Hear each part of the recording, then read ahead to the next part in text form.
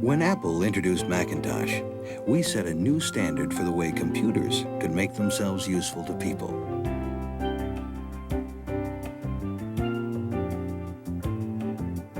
That was just for openers. Since then, we've been making the Macintosh personal computer more capable and more versatile. We've expanded our family of peripherals, made it easy to connect with other Macintoshes and other kinds of computers, so that people who use Macintosh have a direct and seamless connection to the resources of any information system. With over 3,000 applications to help people become more effective, more inventive, more productive. The way most people respond to the Macintosh is to look at it with a sense of wonderment, because they get into the Macintosh and they do things that they wanted always to do, better, faster, and that's fine. But then they get the Macintosh because there were obstacles. There are things that they couldn't do for lack of a proper tool or for a proper instrument. And then they get to write these beautiful documents to prepare these presentations. So they are fulfilling some of their dreams. And then after they've done that, they discover new thoughts because of the new language that we provide them. In other words, once they get over the obstacle, over the mountain range, they discover new territory of things that they can do that couldn't even dream of before they got into the Macintosh. Macintosh has grown into a general productivity tool with some very impressive specialties, such as helping people communicate with clarity and impact, providing tools for design and modeling, opening new avenues for learning, both on campus and on the job, helping people distill information into knowledge and insight so they can make better decisions, and supporting the programming environments that will help developers around the world continue to extend the range of what you can do with Macintosh. We'd like to show you what's behind the continuing evolution of Macintosh. It's an approach that we call the Open Architecture System Integration Strategy, or more simply, OASIS. The basic promise of OASIS is that the consistency, the power, the grace, the self-actualization that we provide today with the Macintosh, we can move gracefully into the future using new technology and new software development. Macintosh is the personal computer that established the advantages of a graphics-based human interface. You control it in a simple, intuitive fashion by pointing to menus instead of having to remember and type commands, and by manipulating screen objects that behave like objects in the real world, all of which gives you a direct and straightforward way to communicate your intentions to the system, and an equally direct way to learn the results. What we do is we study how people work with tools, and there are a variety of tools that are very successful, such as a pencil or a piece of paper, and then we look at how we can more closely model that successful relationship and then create it as a computer artifact.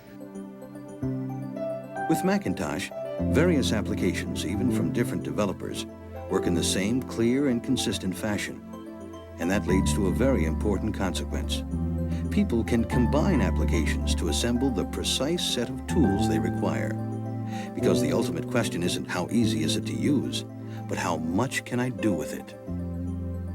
The foundation for this consistency and integration across applications lies in the Macintosh architecture. It's an object-oriented design with hardware and software functions grouped into 5 distinct layers, each layer working with the others to provide users with an intuitive and consistent approach to computing. 2 of these layers are unique to Macintosh, the desktop and the toolbox. They give users and developers the software components that command the Macintosh experience. And because the entire system is modular, we can improve the components individually, upgrading them to encompass new capabilities, as, for example, when we brought color to Macintosh. We can make these improvements without disrupting the overall design, and more important, without disrupting the way people work with Macintosh. As our technology advances, we add new modules that enrich each layer of the architecture. This strategy of modular extensibility is the key to the smooth and rapid evolution of Macintosh. It's why people who use Macintosh have a direct connection to the future.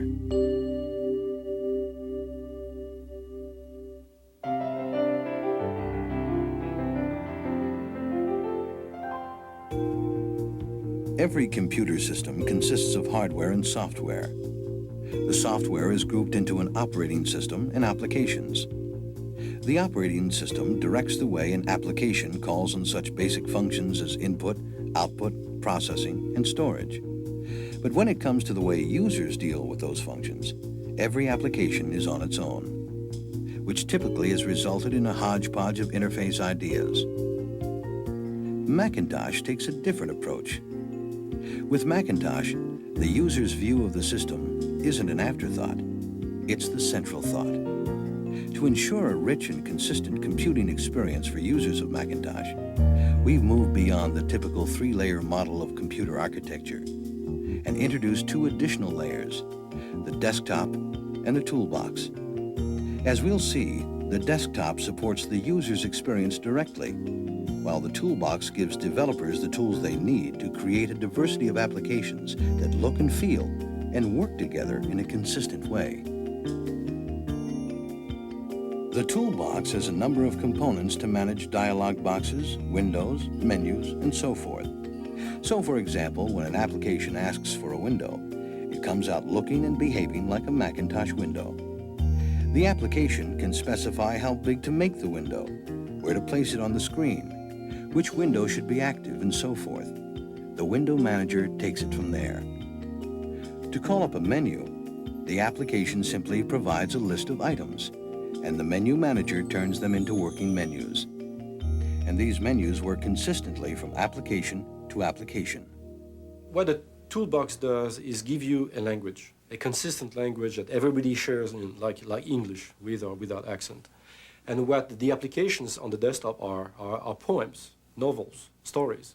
So you have a foundation which everybody can count on to communicate, to do things in a standard way. And yet, you have this incredible diversity using the standard language, the toolbox, to do things that do great desktop publishing, great word processors, great spreadsheets, great database programs, great networking devices. So what's very important to our customers and to ourselves and to our developers is the proper layering of what needs to be the same for everything to be harmoniously different.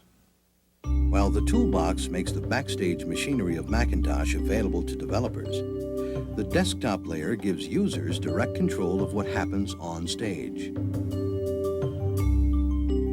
The desktop layer lets you manage your system and customize it to your own preferences. Thanks to desktop modules from Apple and other developers, you can get the colors you want, the typefaces you want, or even the calculator you want.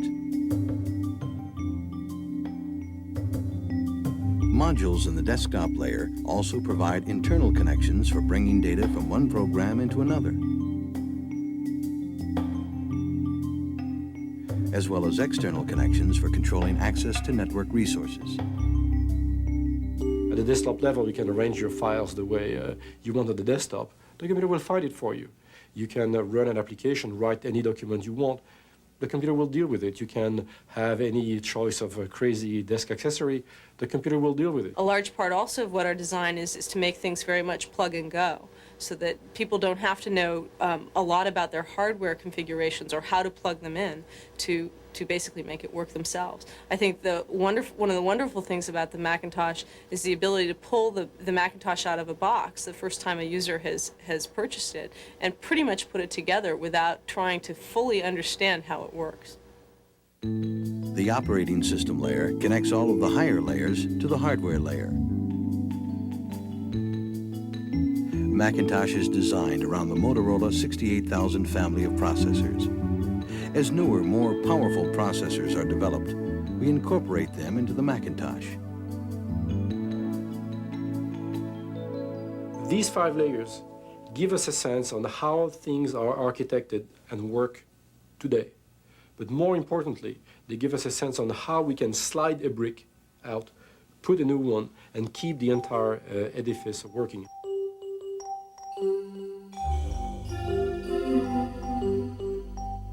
Here's an example of the OASIS strategy in action. Let's roll back the clock and see how the original Macintosh carried out a simple and standard function, reading a file from disk. The user pulls down the File menu, chooses Open, selects a file, and clicks on this button, and Macintosh reads the file from a floppy disk. Here's the way Macintosh processed that request, with components in each layer of the model taking part. The user interacts directly with the application, as we have seen, making a choice from a menu. When the menu selection is made, the application asks the standard file package in the desktop layer to put up a list of files currently on the disk. The user makes a choice, and the name of the file is returned to the application.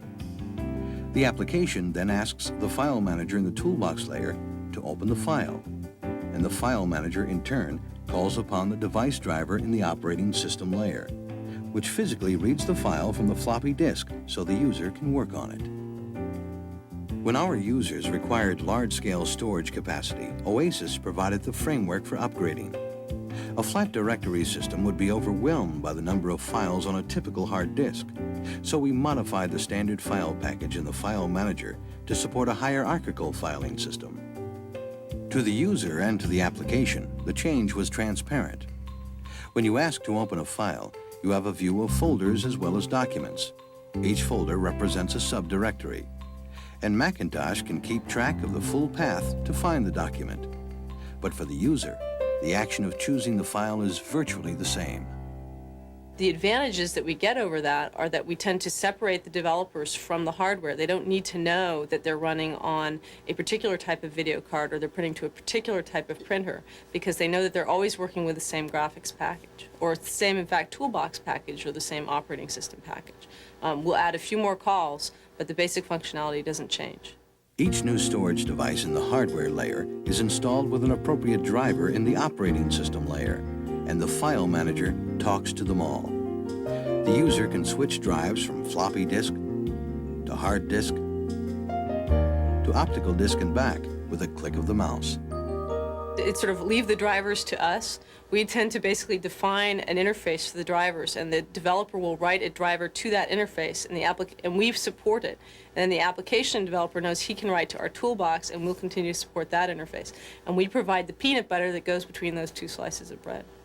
The AppleTalk network system allows applications to access files on a network server.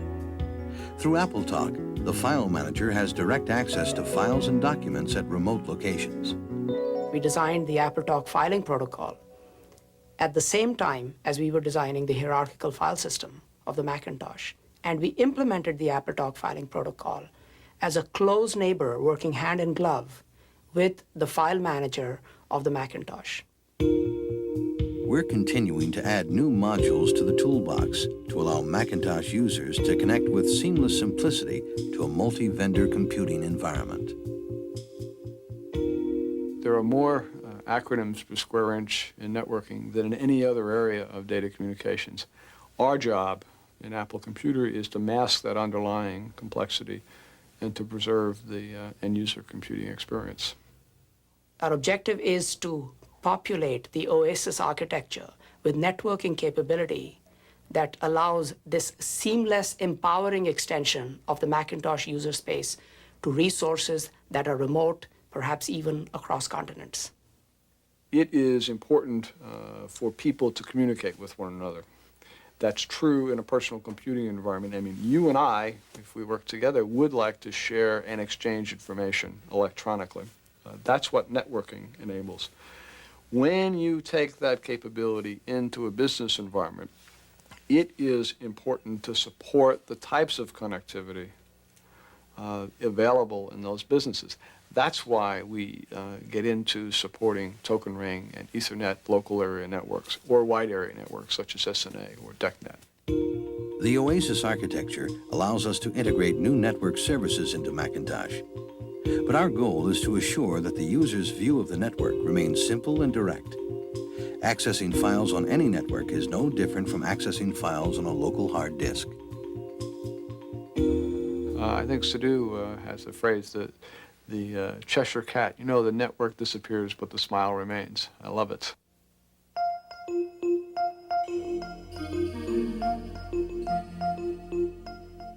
when we look at the future, what will happen is that there will be changes at each and every layer over time, continuously, without disrupting the entire edifice. That's the key point to remember. Here's a glimpse into the near future and a few of the ways we'll integrate new technology into Macintosh as we continue to integrate Macintosh into a multi-vendor environment. To handle larger data files and more sophisticated applications, we'll introduce a full 32-bit operating system with virtual memory and multitasking. We'll support inter-process communications and provide a direct way for applications to share data both locally and across networks, giving people better ways to view, analyze, and act on current information throughout an organization. We'll integrate enhanced imaging, video and sound, as well as 32-bit quick draw, and will extend the ability of HyperCard to access information across networks and through a variety of media, making Macintosh the optimal platform for hypermedia development. Oasis will help us deliver on a double promise, which is on the one hand, move forward what you have today, bring new applications in a harmonious way, so that technology can be brought in, enhancing as opposed to disrupting. But more importantly, it will help us deliver on our belief, on our commitment, which is to make someday personal computers the most important tool known to man.